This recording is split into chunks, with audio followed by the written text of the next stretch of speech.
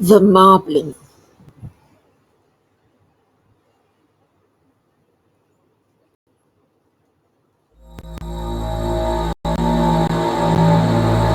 I remember Marbling VEED. It was once my whole life. I was hers, entwined and branched. We worshipped nature's balance, the balance in life. I remember that logger, the one who took Mama's life, butchered her trunk, my trunk, and we became butcher blocks, festering in the corner of marrow and vine. You find it in a cozy corner of a gentrified district, one for the Epicureans. But few knew that we were imprisoned, forever trapped as witnesses to the violence of plagues, the ears that heard the cries of cut meat and the wallowing of marrow, the taunts of Chef Calder Lim as he prepared his PSD with the stones, reversed aged sirloin on zucchini slices, rare. Everyone! Calder's grating voice boomed through the kitchen. His sous chef, Justine Chew, shot him a look dirtier than a diaper. Ignoring the almost malevolent stare, Calder held up a cut of meat, red, angry, eerie, almost diabolical. A cut of lab grown steak, which I just knew wasn't animal, just not.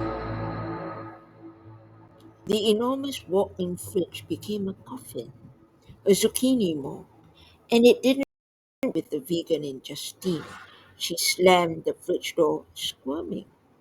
She drew her cutting board, Calder's signature dish, at the expense of her soul. She raised her cleaver over a slab of wagyu and stopped. She was supposed to be alone in the kitchen, but whispers. My job! The cry was faint, pleading.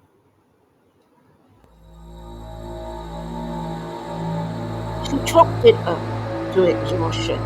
She had pulled an all nighter to prepare for the next day's culinary exam. She hit the books after dinner.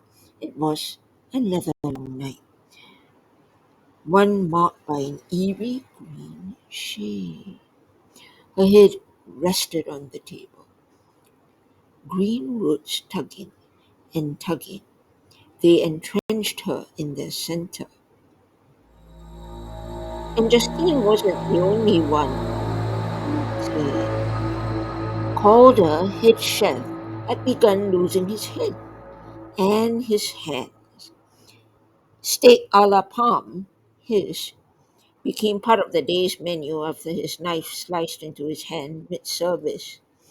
He had placed it on the griddle together with the other sizzling steaks. And I, the block, found my strength growing and growing with the blood from Calder's steaks. The zucchinis became my watchmen.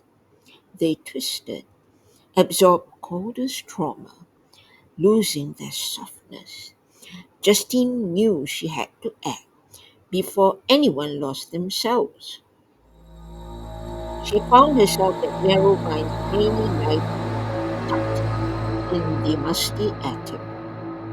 There, at home, covered in layers of dust, her mouth fell open. Marrow vine, built on sacred land, the last head chef vanished. The last entry. The zucchini watches you. The day came. Calder's big reveal. His human sirloin steak zucchini combo. Hint with the guest. Until one bit into a zucchini. That screamed. The doors of the restaurant slammed shut. themselves. A luminous, a telepathic connection with Calder. He began to stew, literally, beside the stage. Justine stood by, back against the wall, trembling. I didn't have to tell her. She either joined us or became a joint.